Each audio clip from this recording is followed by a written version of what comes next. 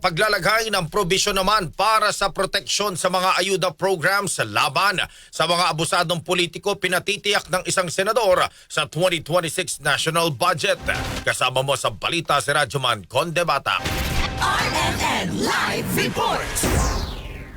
Pinatitiyak ni Senate President Pro Tempore Ting Lacson na maglalagay ng probisyon laban sa mga pang-aabuso at pag-epal ng mga politiko sa mga ayuda program sa ilalim ng 2026 national budget, tulad sa medical assistance to indigent and financially incapacitated patients o MAIPIP. Iginiit ni Lacson na hindi na dapat makialam ang mga senador at kongresista sa pamamagitan ng pag-i-issue ng guarantee letters sa mga nagpapa-ospital.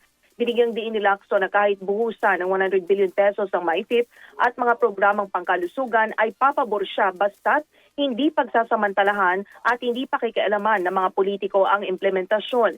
Sinang-ayunan ng mga kapwa-senador sa majority bloc ang iginiit niyang anti-EPAL provision sa national budget kung saan pagbabawalan ang mga politiko sa bigayan ng ayuda. Ipinunto pa ni Lacson na lagyan ng penal provision o parusa ang mga politikong e-EPAL pa rin. Paalala pa ni Lacson, limitado lang ang papel ng mga mambabatas sa pagbalangkas ng budget at hindi sa pagpapatupad nito. Kasama mo sa DZXL Manila, Radyoman Conde Bata, Tatak, RMN.